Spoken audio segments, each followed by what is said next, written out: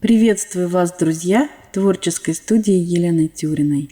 И это продолжение истории моего поступления в Казанское художественное училище имени Фешина.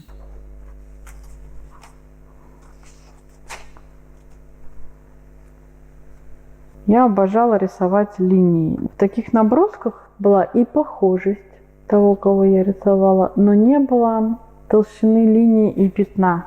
Это был контурный набросок. Не было осмысления вообще, что такое набросок. Набросок – это прежде всего свобода. Свобода движения руки, быстрота мысли. Видимо, все по-разному приходят к этому. У меня были очень похожие изображения людей, которых я рисовала. Но не хватало некой свободы.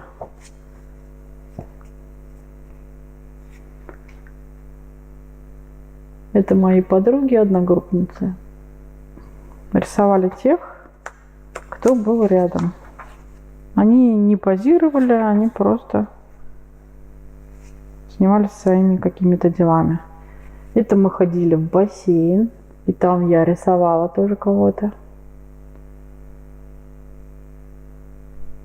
Что интересно было, в художественном училище у нас не было спортивного зала. У нас была маленькая такая комнатушка, где сидел физрук. Но мы могли ходить в бассейн.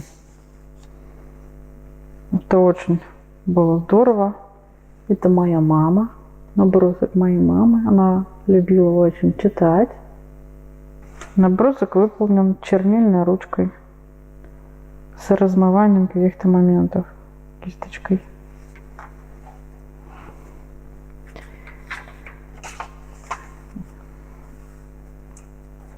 Это подружка Ольга. Ага. А дальше сейчас я вам покажу наброски своих двоюродных сестренок. Вот это все наброски первый, второй курс, наверное. Они более контурные. Это уже потом у меня появилась более свободная линия, более мягкие карандаши для таких вещей.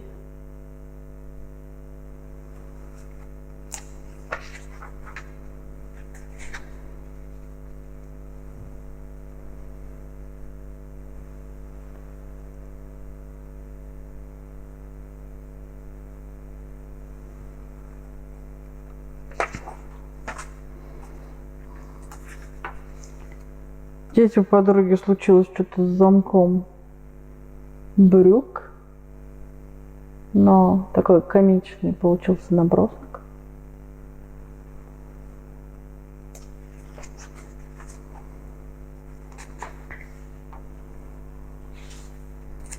Так, сейчас я вам покажу тут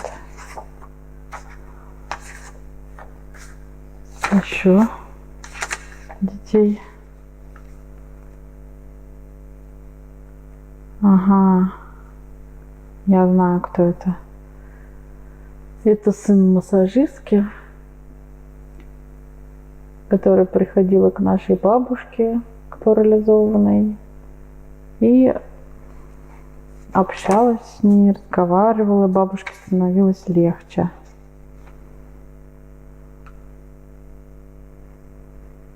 Это тоже сестренка двоюродная. Яна с кошкой. А это ее родная сестренка Аня.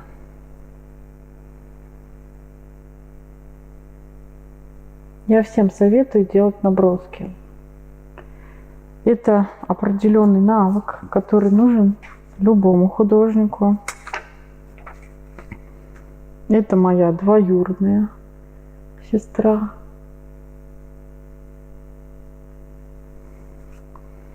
Причем они все похожи получились. Хоть тут нету лица, но есть вот эта поза.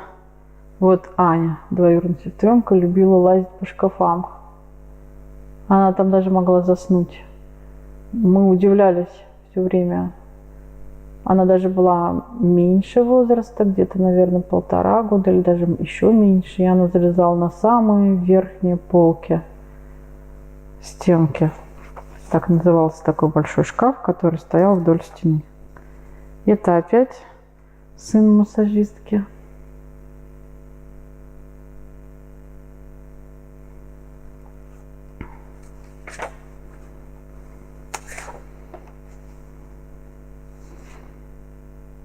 Так, я еще вот меньшего формата рисунки, чтобы показывать их. Это моя подруга Юля. Мы вместе учились в художественном училище. Вот она 5 лет училась в художественной школе. Тогда как все остальные учились 4 года. Но ей так понравилась художественная школа, что она продлила себе это удовольствие. Это подруга Оля. Тоже одногруппница.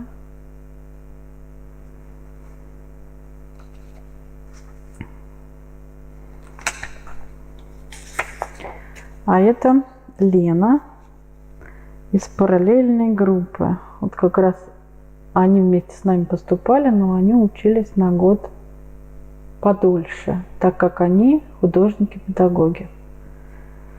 Впоследствии мне, конечно, не хватало того, что у меня нету в дипломе записи, что я художник-педагог, чтобы преподавать детям. Но это уже тоже другая история. Это тоже из параллельной группы Наталья за работой. Видимо, у нас либо было окно, мы заходили к ним в аудиторию и зарисовывали их. А это Маша. Тоже из параллельной группы художников-педагогов.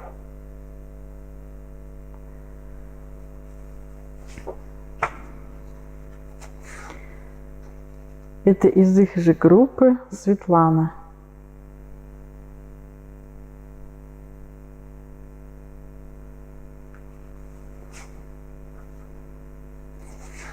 А это Эльмира Мустафина.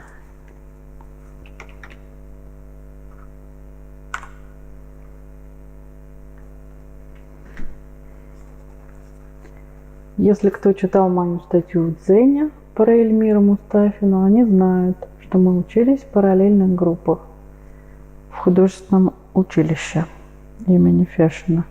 Но впоследствии она уже училась в Петербурге, получала высшее образование.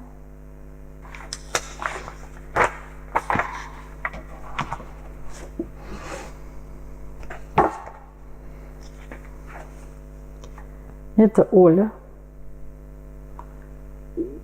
моя подруга.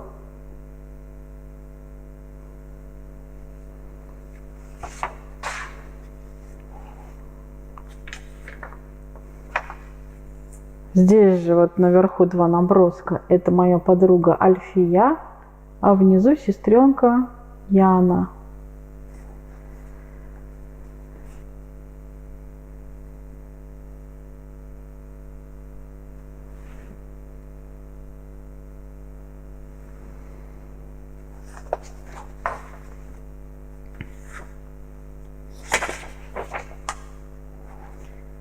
Вот это моя двоюродная сестра.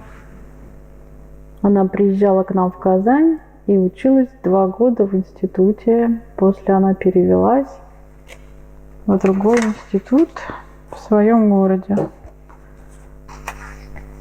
Это опять Оля, моя подруга. Сейчас что-то мы не общаемся. Она вышла замуж за нашего одногруппника Сергея. Но я сейчас живу не в Казани, а в Подмосковье. Так получилось. Это моя мама.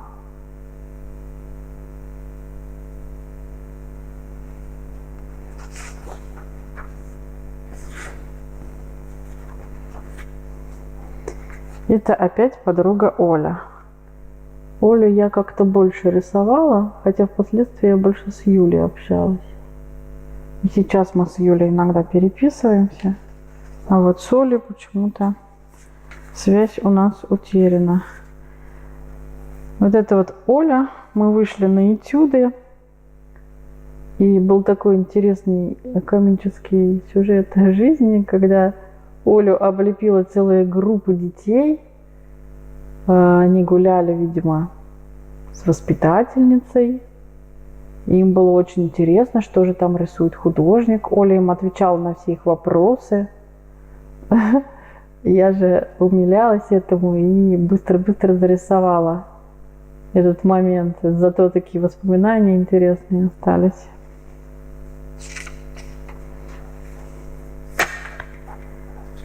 Вот это Юля.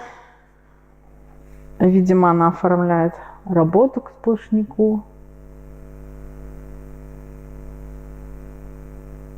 Вот в таких позах мы оформляли на целых рулонов обоев, наброски приклеивали, и потом развешивали их на наши стены. Потолки у нас были высокие в художественном училище, 4-метровые.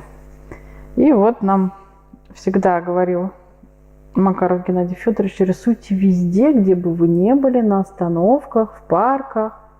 И вот это как раз сохранился набросок из той серии. У меня было очень много набросков с животными, но я их пока еще не отыскала в своем архиве. Как отыщу, обязательно вам сделаю обзор. Потому как это интересно. Я думаю, кому-то даже полезно.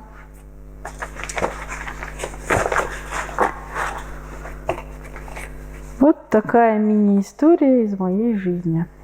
До встречи, друзья, в творческой студии Елены Тюриной.